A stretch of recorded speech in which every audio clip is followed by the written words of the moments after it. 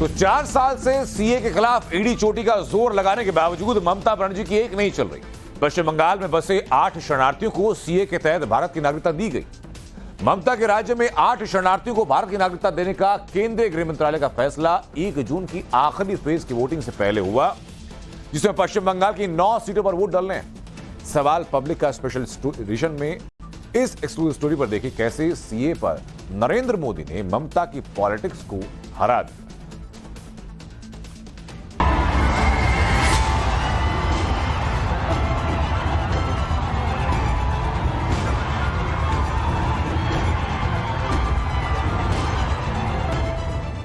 बंगाल में ममता दीदी की चुनावी लड़ाई में एक मुद्दा नागरिकता कानून को रोकना था।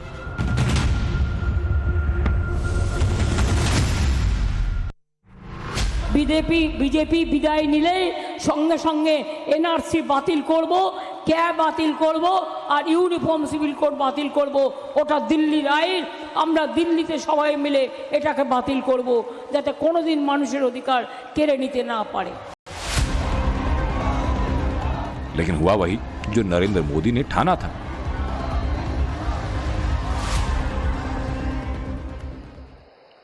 आज तक ये इंडी गठबंधन वाले कहते हैं कि मोदी ये जो सीएए लाया है ना, जिस दिन मोदी जाएगा ये सीएए भी जाएगा। भाइयों बहनों, क्या इस देश में अब कोई माई का लाल पैदा हुआ है जो सीएए को खत्म कर सके? ये मोदी है जिसने आपका नकाब उतार दिया है। ये आपका नकाब, आप ढोंगी है, आप सांप्रदायिक है, ये मोदी की गारंटी है। देश विदेश कहीं से भी जो भी ताकत इकट्ठी कर रही कर लो। मैं भी मैदान में हूं, तुम भी मैदान में हो। 1 जून को आखिरी दौर की वोटिंग है। 7वें चरण में बंगाल की 9 सीटों पर उत्तर 24 परगना जिले में पड़ने वाले बारासात, बशीरहाट, दमदम, दक्षिण 24 परगना जिले में पड़ने वाले डायमंड हार्बर, जयनगर, मथुरापुर, कोलकाता जिले में पड़ने वाले कोलकाता दक्षिण, कोलकाता उत्तर और जादवपुर में वोट डाले जाएंगे। 1 जून की इस वोटिंग से पहले केंद्रीय गृह मंत्रालय ने बांग्लादेश से आकर पश्चिम बंगाल में बसे 8 लोगों को नागरिकता सर्टिफिकेट दिया। बहुत खुश हो, पहली बार सी सर्टिफिकेट मिला मेरे तो बहुत खुश है। धन्यवाद मोदी जी के, धन्यवाद अमित शाह। भारत की नागरिकता पाने वालों में सिर्फ एक विकास मंडल हैं जो नादिया जिले में रहते हैं। बाकी पश्चिम बंगाल में बसे अन्य 7 लोगों का ठिकाना उत्तर 24 परगना है, जहां 1 जून को वोटिंग होनी है। ममता बनर्जी राजी हूं या नाराजी हूं, लेकिन उत्तर 24 परगना के सरबरी दास, मृणाल कांति दास, देव प्रसाद गईन, निलॉय घोष, अर्नब घोष, अनिर्बर नंदी, शांतिलता बिस्वास अब सीएए कानून के तहत भारत के नागरिक बन चुके हैं।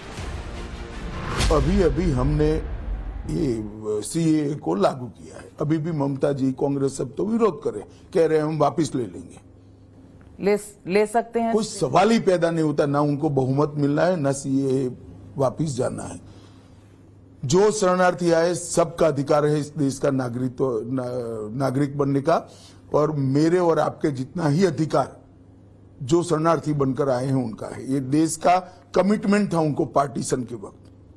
पार्टीशन का पाप भी कांग्रेस ने किया और पार्टीशन के वक्त दिया हुआ वादा तोड़ने का पाप भी कांग्रेस ने करा है।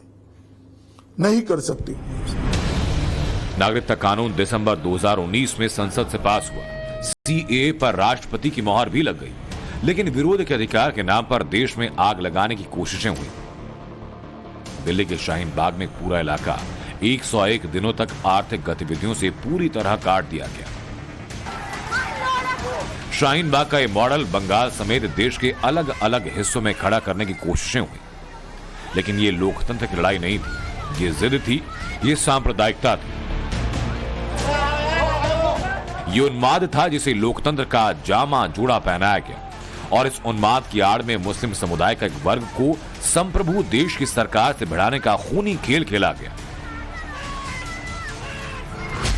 सोचिए, सीए कानून का किसी भारतीय नागरिक के साथ कोई लेना देना नहीं था, आखिरकार से क्यों एंटी मुस्लिम कानून बताया गया, क्यों ये कैंपेन चलाया गया कि हम कागज नहीं दिखाएंगे। ये 100% वोट बैंक की ही राजनीति थी। इसलिए हमने देखा कि किस तरह से मुस्लिम वोट बैंक को एक तरह से भड़काने की कोशिश की गई सीए के विरोध के नाम पर। और हमने ये भी देखा कि एंटी सीए प्रोटेस्ट का बड़ा असर देश भर के मुस्लिम पॉकेट में देखने को मिला। आरोपों के मुताबिक ममता बनर्जी मुस्लिम वोट बैंक को साधती रही है और इसलिए उन्होंने एक तरह से सीए के खिलाफ कसम खा ली। Voting time start. दिसंबर 2019 में संसद में सीए कानून पास होने के बाद मार्च 2020 तक किसी न किसी रूप में विरोध और हिंसा का दौर देश ने देखा। इसके बाद मोदी सरकार के न झुकने और फिर कोविड के आ जाने की वजह से विरोध प्रदर्शन का खेल ठंडा तो पड़ा, लेकिन फिर भी सीए लागू होने पर एक लंबा ब्रेक लग गया। 4 साल से ज्यादा वक्त तक सीए के रूल तय नहीं हो सके। सरकार की दलील ये कि देरी कोविड की वजह से हुई और आखिरकार इस साल 11 मार्च को सीए के रूल घोषित किए गए। एन चुनाव से पहले सीए को लागू करने का फैसला अपने आप में बेहद खास, क्योंकि राहुल गांधी और ममता बनर्जी जैसे नेता चुनाव बाद सीए को खत्म करने की कसम खाते हैं। सीए को रद्द करना कांग्रेस की गारंटी में शामिल है। And or review the following sets of laws. You asked me which are the 5 laws that will be repealed. I'm reading that portion. Repeal 5 laws. 1, the Citizenship Amendment Act 2019. It is top of the list. 2, the Farmers Produce Trade and Commerce Promotion and Facilitation Act 2020. The Bharatiya Nyaya Second Sanhita, that is the equivalent to IPC, the Bharat Nagrik Suraksha Sanhita, that is the CRPC, and the Bharatiya Saksha Second Act, that is the Evidence Act. These 5 will be totally repealed.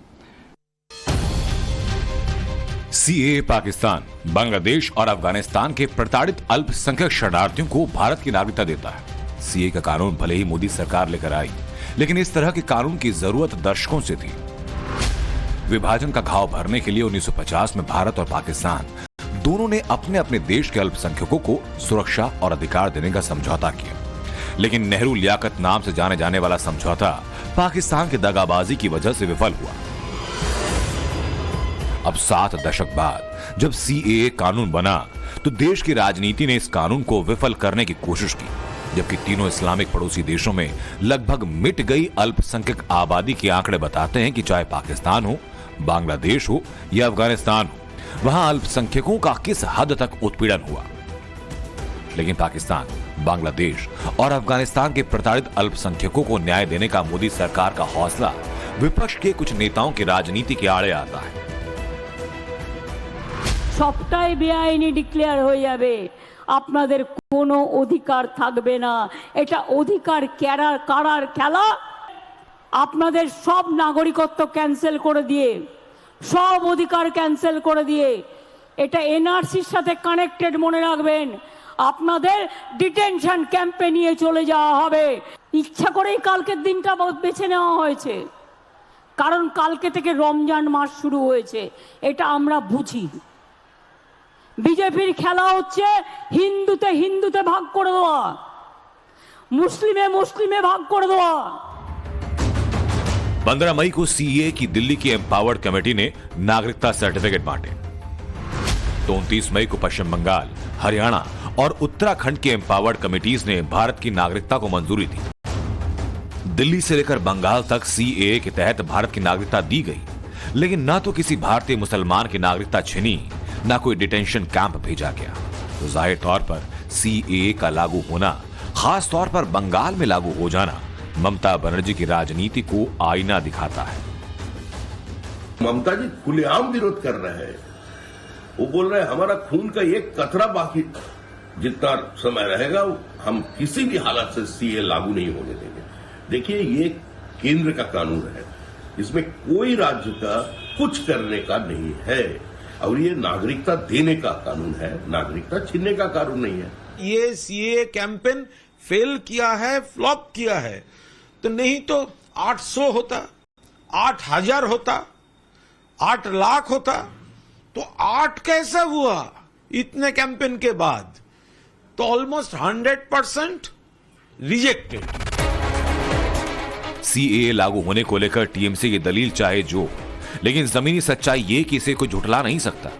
4 जून का नतीजा चाहे जो हो, लेकिन CAA पर संसद की मोहर है। इसे रद्द करने के लिए संसद की मोहर चाहिए होगी, जो आसान नहीं। बंगाल में विकास मंडल जैसे शरणार्थी अब भारत के नागरिक हैं, उनका अधिकार बिल्कुल भी नहीं छीना जा सकता। कोलकाता से पूजा मेहता के साथ bureau report, times now Bharat. हालांकि ज्यादा दिन नहीं बचे, लेकिन बेसब्री गजब की है। 4 जून को फाइनल नतीजों के आने से पहले अभी 1 जून का घमासान बाकी है, लेकिन अलग अलग खेमों से दावे खूब हैं। इंडिया गठबंधन कह रहा है कि उसकी लहर है, तो पीएम मोदी कह रहे हैं कि 4 जून के बाद तूफान आएगा। सवाल ये, अगर मोदी 3.0 आएगा, कौन उड़ेगा, कौन बचेगा? इंडिया गठबंधन के बैनर तले तिनका तिनका जुड़ी पार्टियां क्या बिखर जाएंगी? राहुल गांधी का क्या होगा? अखिलेश का फिर किनारा कर लेंगे? तो किसी की साख दांव पर है, इससे भी ज्यादा उनकी पार्टियों का सियासी भविष्य दांव पर है। देखिए सवाल पब्लिक का मैं आज की दूसरी एक्सक्लूसिव स्टोरी।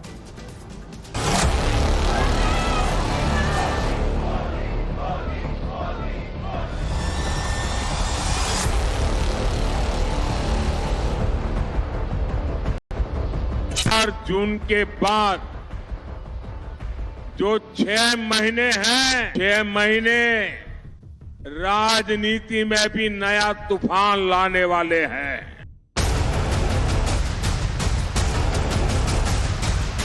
मैं आपको अपना बेटा सौंप रही हूँ।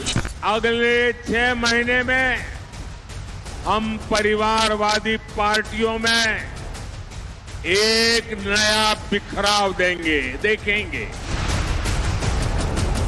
4 जून को जब हारेंगे तो देश के सुनहरे दिन होंगे, हमारे आपके खुशियों के दिन होंगे।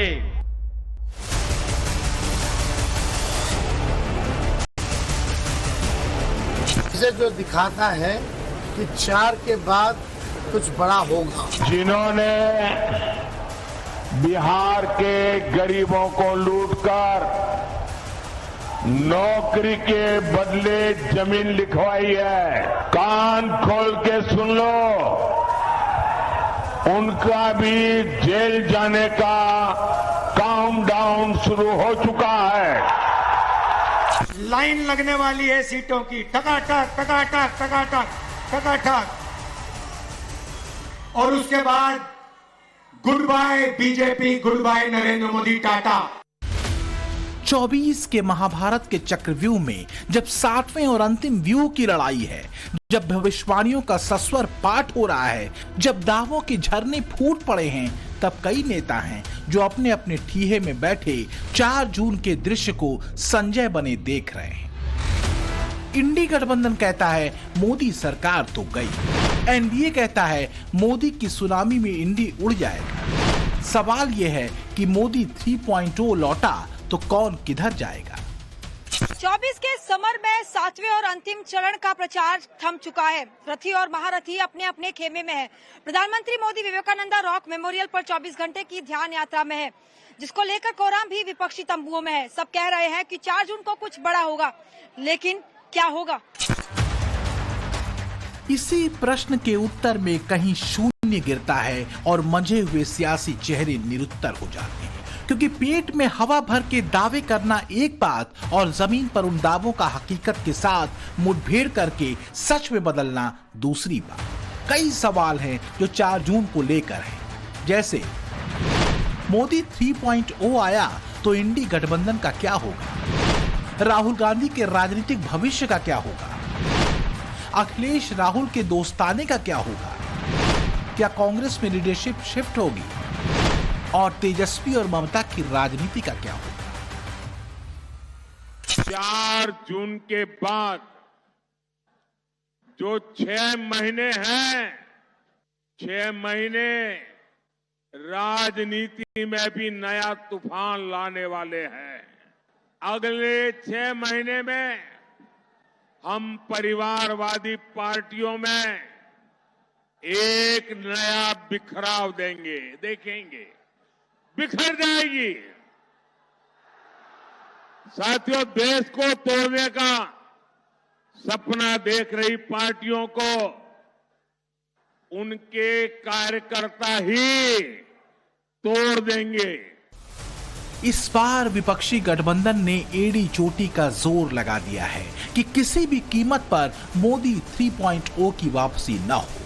जोर लगाना जरूरी भी है और वक्त की दरकार भी, क्योंकि चाहे 10 साल से केंद्र की सत्ता से बाहर होकर छटपटाती कांग्रेस हो या यूपी में उसकी बैसाखी बनी समाजवादी पार्टी, दोनों के लीडर्स के लिए दर्द करीब करीब 10 साल वाला ही है। और अगर मोदी 3.0 की वापसी हुई तो जो मोदी कह रहे हैं उस संभावना से इनकार नहीं किया जा सकता। लेकिन और भी कई चेहरे हैं जिनके लिए 4 जून वाली चिंता बड़ी है। तो 4 जून के बाद की चुनौतियां किसके लिए कौन सी हैं?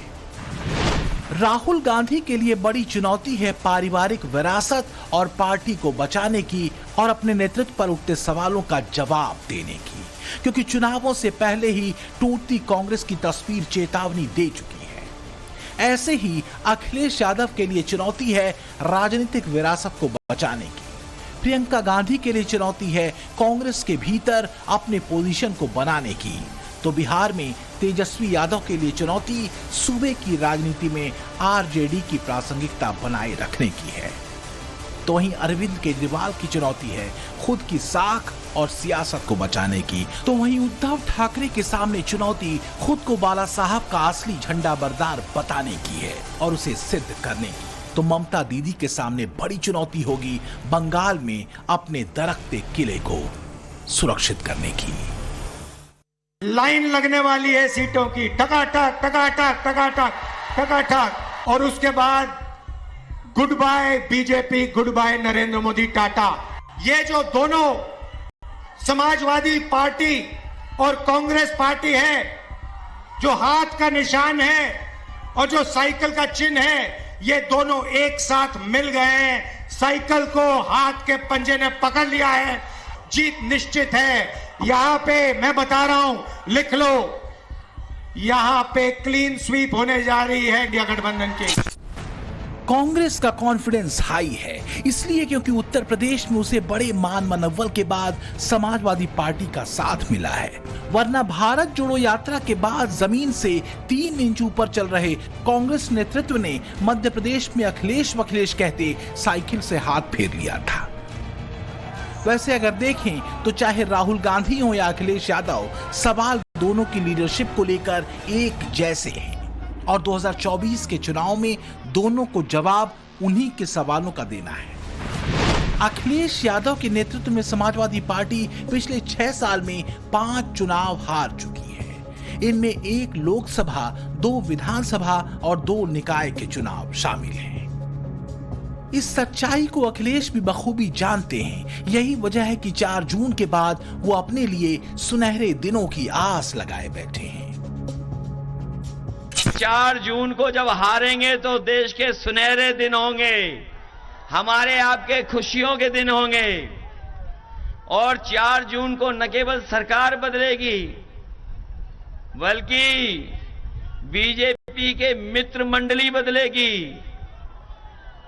4 जून को मंगल के दिन न केवल मित्र मंडली बदलेगी, मंत्रिमंडल बदलेगा और मीडिया मंडल भी बदल जाएगा।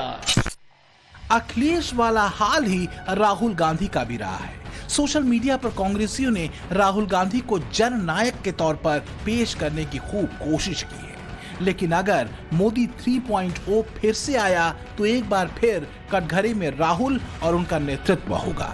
भले ही अध्यक्ष की कुर्सी पर मल्लिकार्जुन खड़गे हों, लेकिन कांग्रेस के चेहरे के तौर पर राहुल गांधी को ही आगे रखा जाना है। राहुल के चेहरे पर कांग्रेस 2014 और 2019 का लोकसभा चुनाव तो हार ही चुकी है। राहुल का नया अवतार 2022 में गुजरात और यूपी के विधानसभा चुनाव में कांग्रेस की डूबती नैया को पार नहीं लगा सका था।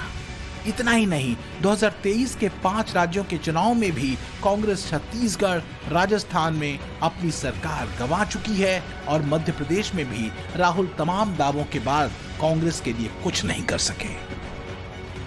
4 जून को राहुल गांधी की जातीय गोलबंदी पर कसी राजनीति के साथ ही उनकी राजनीति का भविष्य भी तय होगा, जो 2024 के चुनाव में सपनों की लिस्ट के साथ कुछ नया करने उतरे हैं।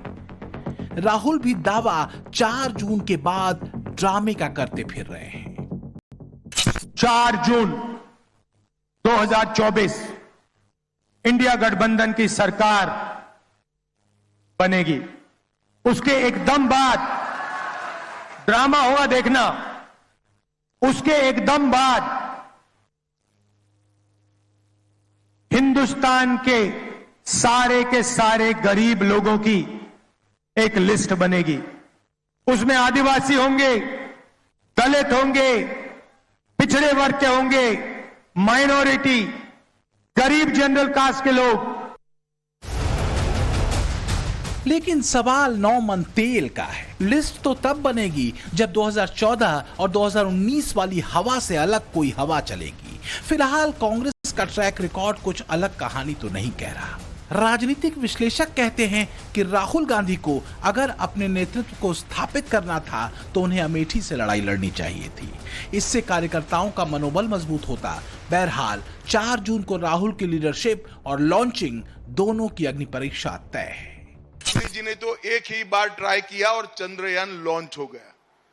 ये राहुल बाबा नाम के यान को सोनिया जी 20 बार लॉन्च कर चुकी है, मगर लॉन्चिंग इनकी सफल नहीं हुई है। और आज 21वीं बार फिर से अमेठी से भागकर रायबरेली में पर्चा डाला। अरे राहुल बाबा, मैं यहां से रायबरेली का परिणाम बता देता हूं। भारतीय जनता पार्टी के प्रत्याशी दिनेश प्रताप सिंह के सामने आप रायबरेली से प्रचंड बहुमत से हारने जा रहे हैं। मोदी 3.0 को लेकर बातें तूफानी हैं। वैसे पीएम मोदी भी चुनावी मंचों से ये कहते रहे हैं कि मोदी 3.0 तूफानी होने वाला है, खासकर शुरू के 6 महीने। अब अगर मोदी 3.0 आता है तो 4 जून के बाद क्या ऐसा होगा, ये सवाल बड़ा है। लेकिन सांसें कईयों की अटकी हुई हैं, खासकर उनकी जो बड़े घोटालों में आरोपी हैं। तेजस्वी यादव और अरविंद केजरीवाल इंडी गठबंधन के 2 ऐसे चेहरे हैं जिनकी राजनीति से लेकर छवि तक दांव पर है। तेजस्वी नौकरी के बदले जमीन के मामले में आरोपी हैं, तो वहीं अरविंद केजरीवाल दिल्ली शराब घोटाला मामले में आरोपी हैं। दोनों ही ईडी की जांच के दायरे में हैं। केजरीवाल तो बड़ी मुश्किल से जमानत पर बाहर आए हैं और 2 जून को उन्हें वापस तिहाड़ जाना है। पीएम मोदी चुनावी मंचों से करप्शन पर जीरो टॉलरेंस को लेकर चेतावनी दे चुके हैं। इस चेतावनी के लपेटे में केजरीवाल से लेकर तेजस्वी यादव तक है।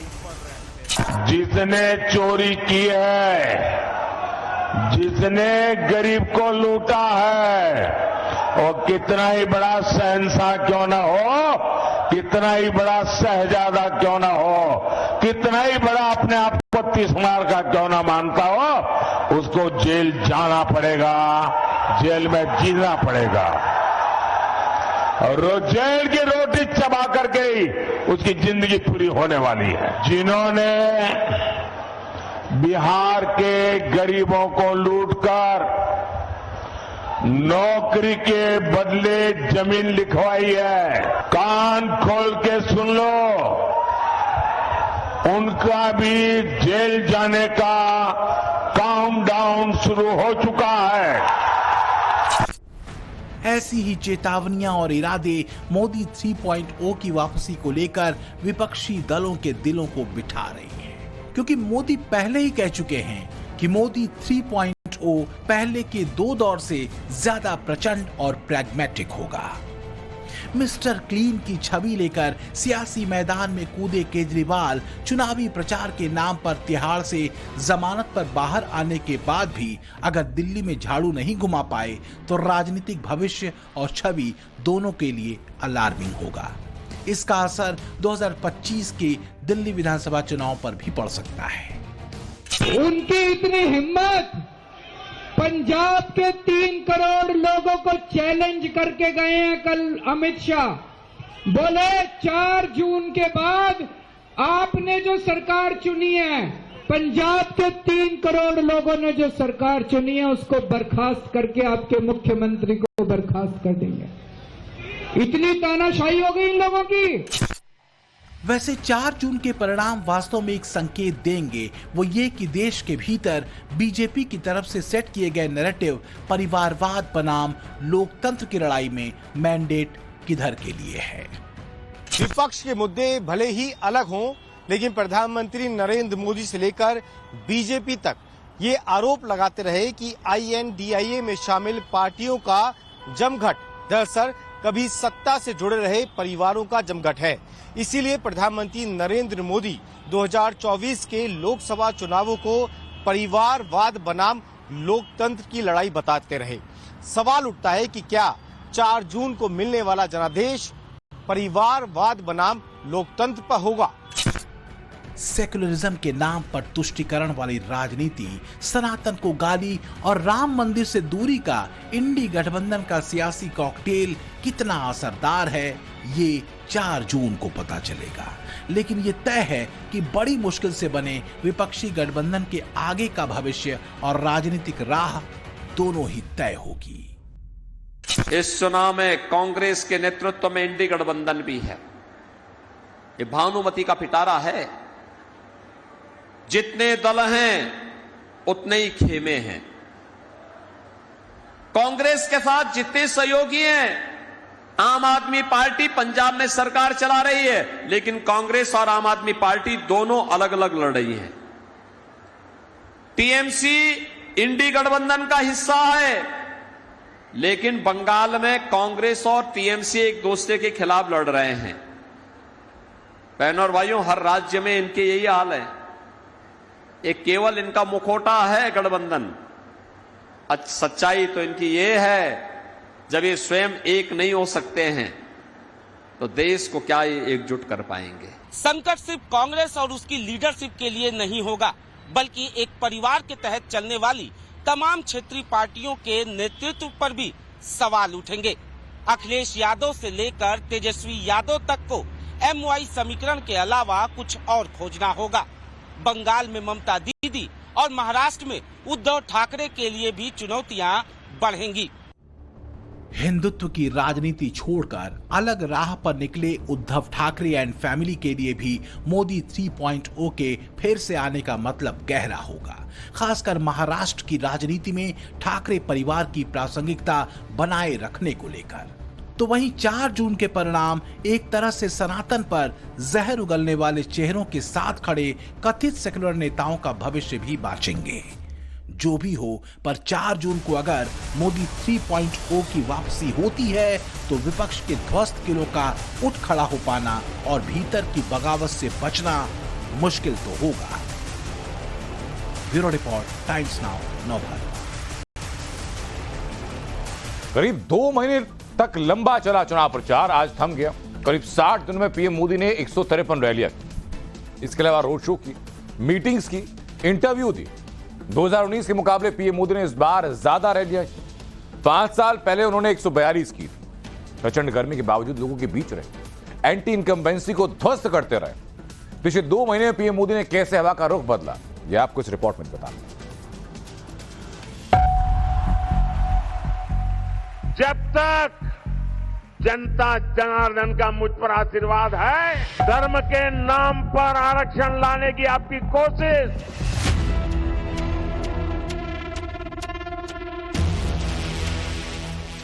मेरे जिंदा रहते आप नहीं कर पाओगे, लिख के रखना।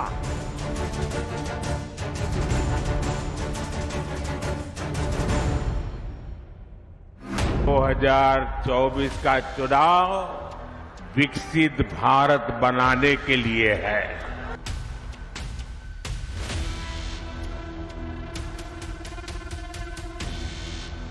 धर्म के आधार पर आरक्षण दिया और बाबा साहब आंबेडकर की पीठ में छुरा भोंका था।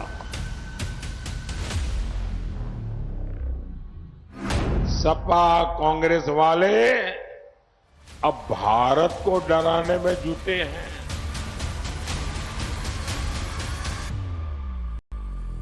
मैं जब तक जिंदा हूं, मैं धर्म के आधार पर इस देश को बांटने नहीं दूंगा। विश्व के सबसे विशाल लोकतंत्र में 60 दिनों की मोदी मार का चुनावी सियासत का ये सारांश है, जिसमें आत्मविश्वास है, दूरदर्शिता है, प्रतिबद्धता है, आक्रामकता है और 74 बरस के इस सियासी योद्धा का राष्ट्र और राष्ट्र की सत्ता के लिए परिश्रम की पराकाष्ठा है।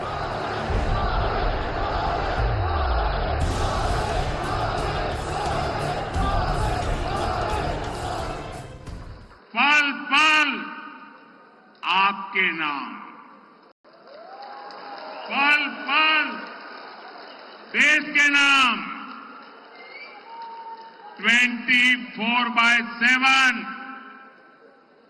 24/7 for 2047। 31 मार्च की तारीख थी जिस रोज भगवा राजनीति का ये पुरोधा इस वोट युद्ध में उतरा था। जीत की हैट्रिक लगाकर भारतीय अर्थव्यवस्था की सर्वोच्चता की वचनबद्धता दोहराने वाले इस सियासी सूरमा के तरकश में तरह तरह के शाब्दिक तीरों की भरमार थी।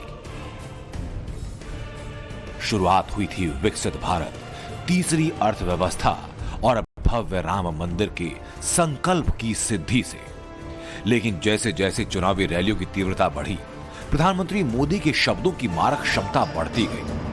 मुस्लिम लीग से बात बढ़ी, संपत्ति बंटवारा, ओबीसी आरक्षण, संविधान, फर्जी वीडियो और राम मंदिर पर बुलडोजर से होते हुए वोट जिहाद, पाकिस्तान, परमाणु युद्ध, नागरिकता कानून से लेकर कूड़ा करकट और कचरा तक का जिक्र हुआ। एक एक मुद्दे पर चुन चुन कर पीएम मोदी ने अपने शब्द बाणों से सियासी शत्रुओं को परेशान किया। 31 मार्च से लेकर 30 मई तक पीएम मोदी ने 153 रैलियां की। कन्याकुमारी से लेकर जम्मू और त्रिपुरा से लेकर ओडिशा तक लोगों के बीच पहुंचे। रैलियों के बीच समय निकालकर शाम में 21 शहरों में रोड शो किया। तमाम टीवी चैनल्स, एजेंसीज और यूट्यूबर्स को इंटरव्यू दिए।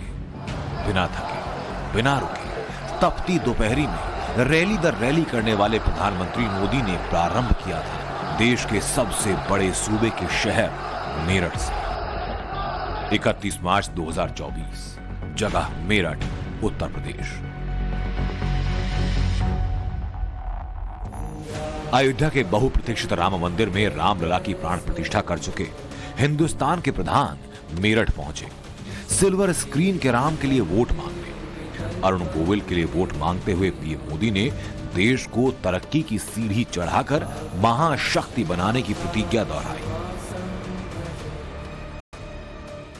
2024 का चुनाव विकसित भारत बनाने के लिए है।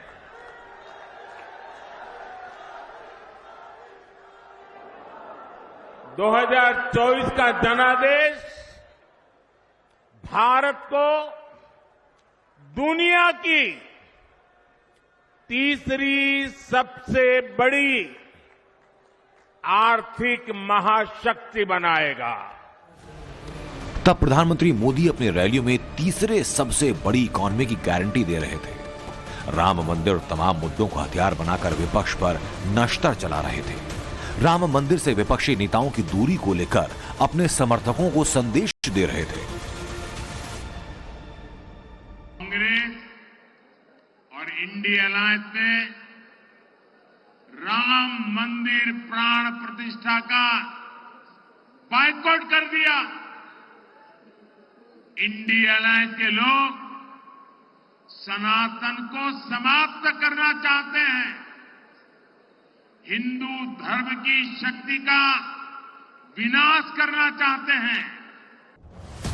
इन्हीं चुनावी रैलियों के बीच 5 अप्रैल को कांग्रेस ने जैसे ही अपना घोषणा पत्र जारी किया, अगले ही दिन पीएम मोदी के शब्दों में तल्खी बढ़ गई। कांग्रेस के घोषणा पत्र में वही सोच झलकती है जो सोच आजादी के आंदोलन के समय मुस्लिम लीग में थी। कांग्रेस के घोषणा पत्र में पूरी तरह मुस्लिम लीग की छाप है। प्रधानमंत्री मोदी जब कांग्रेस को मुस्लिम लीग के समानांतर खड़ा कर रहे थे, उसी वक्त तेजस्वी यादव की मछली खाते तस्वीर वायरल हुई। पीएम मोदी ने सधे हुए शब्दों में नवरात्र में मछली खाती तस्वीर की कुछ यूं विवेचना की। नवरात्र के दिनों में अपना नॉनवेज खाना अब किस मंशा से वीडियो दिखा दिखा करके लोगों की भावनाओं को चोट पहुंचा करके किसको खुश करने का खेल कर रहे हो? ये लोग ऐसा जानबूझकर इसलिए करते हैं ताकि इस देश की मान्यताओं पर हमला हो। तुष्टीकरण से आगे बढ़कर ये इनकी मुगलिया सोच है। 19 अप्रैल को पहले फेज की वोटिंग तक मोदी विरोध गठबंधन के नेता जाति के आसरे मुकाबला कर रहे थे। बार बार जातीय जनगणना का वादा दोहराने वाले राहुल गांधी ने सबकी संपत्तियों के एक्सरे की बात की। उनके कथित सियासी गुरु सैम पित्रोदा ने पुश्तैनी संपत्ति पर टैक्स का जिक्र किया तो पीएम ने कुछ यूं कांग्रेसी सोच की व्याख्या की। कांग्रेस का मैनिफेस्टो कह रहा है कि वो माताओं बहनों का सोने का हिसाब करेंगे, उसकी जड़ती करेंगे, जानकारी लेंगे और फिर उस संपत्ति को बांट देंगे और उनको बांटेंगे जिनको मनमोहन सिंह जी की सरकार ने कहा था कि संपत्ति पर पहला अधिकार मुसलमानों का है। ये अर्बन नक्सल की सोच, मेरी माताओं बहनों, ये आपका मंगलसूत्र भी बचने नहीं देंगे, यहां तक जाएंगे मैं कहने आया हूं। पीएम मोदी का अंदाज बहुत बदल चुका था। उनके भाषण में सख्ती बढ़ गई थी। यहीं से विरोधी घिरते चले गए। वो कांग्रेस को उसी के मुद्दों पर घेर कर प्रचंड प्रहार कर रहे थे। माता पिता से मिलने वाली विरासत पर भी टैक्स लगाएगी। आप जो अपनी मेहनत से संपत्ति जुटाते हैं वो आपके बच्चों को नहीं मिलेगी, बल्कि कांग्रेस सरकार का पंजा उसे भी आपसे छीन लेगा। यानी कांग्रेस का मंत्र है कांग्रेस की लूट। कांग्रेस का मंत्र है कांग्रेस की लूट, जिंदगी के साथ भी और जिंदगी के बाद भी। सिर्फ विरासत टैक्स नहीं, संविधान खत्म करने वाले विपक्षी आरोपों को पीएम मोदी ने अपने हिसाब से 180 डिग्री पर घुमा दिया। आरक्षण को लेकर ऐसा ब्रह्मास्त्र दागा विरोधियों पर कि पूछिए मत। आंध्र प्रदेश में धर्म के आधार पर आरक्षण दिया और बाबा साहब आंबेडकर की पीठ में छुरा भोंका था। साथियों, चुनाव तो आएंगे जाएंगे, लेकिन एक खतरनाक खेल आपकी आने वाली पीढ़ियों को तबाह कर देगा। कांग्रेस ने सामाजिक न्याय की हत्या की है। सियासी हवा का रुख अपने हिसाब से मोड़ने में माहिर पीएम ने जातीय आरक्षण को जिस अंदाज में धर्म से जोड़ा और वो नई लकीर खींचता चला गया, मोदी विरोधियों के लिए यह भारी पड़ता रहा। पूरे चुनाव प्रचार के दौरान इसे और आक्रामकता के साथ मोदी पेश करते रहे। कर्नाटका में ओबीसी को जो आरक्षण मिला हुआ है 27%, उन्होंने रातों रात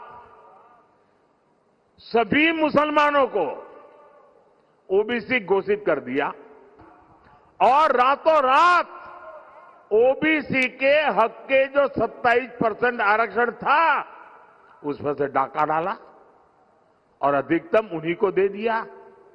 अब कांग्रेस संविधान बदलकर यही फॉर्मूला पूरे देश में लागू करना चाहती है। तब तक उत्तर प्रदेश में इंडिया गठबंधन के नेता पीएम मोदी को परास्त करने के लिए वोट जिहाद का जिक्र कर चुके थे। जैसे ही मुसलमानों की गोलबंदी की कोशिशें शुरू हुई, पीएम मोदी ने भगवा लकीर को और बड़ा कर दिया। अब इंडी गठबंधन ने मुसलमानों से वोट जिहाद करने को कहा है। अब बताइए, हमने लव जिहाद सुना था, लैंड जिहाद सुना था, और वोट जिहाद